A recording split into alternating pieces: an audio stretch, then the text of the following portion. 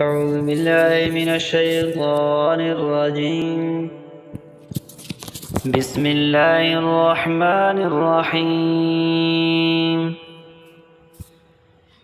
تبارك الذي بيده الملك وهو على كل شيء قدير، الذي خلق الموت والحياة ليبلوكم أيكم أحسن عملا، وهو العزيز الغفور، الذي خلق 7 سماوات طباقا، ما ترى في خلق الرحمن من تفاوت، فارجع البصر هل ترى من فطور، ثم ارجع البصر كرتين ينقلب إليك البصر خاسئا وهو حسير.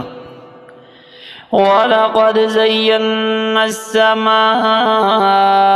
الدنيا بمصابيح وجعلناها رجوما للشياطين وأعتدنا لهم عذاب السعير.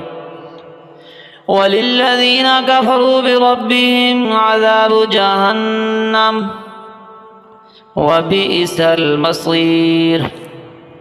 إذا ألقوا فيها سمعوا لها شهيقا وهي تفور تكاد تميز من الغيظ، كلما ألقي فيها فوج سألهم خزنتها ألم يأتكم نذير، قالوا بلى قد جاءنا نذير فكذبنا وقلنا ما نزل الله من شيء إن أنتم إلا في ضلال كبير.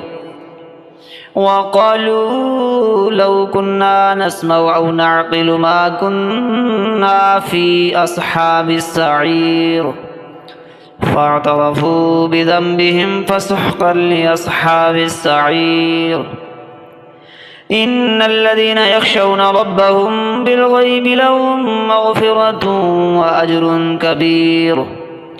وأسروا قولكم واجهروا به إنه عليم بذات الصدور، ألا يعلم من خلق وهو اللطيف الخبير.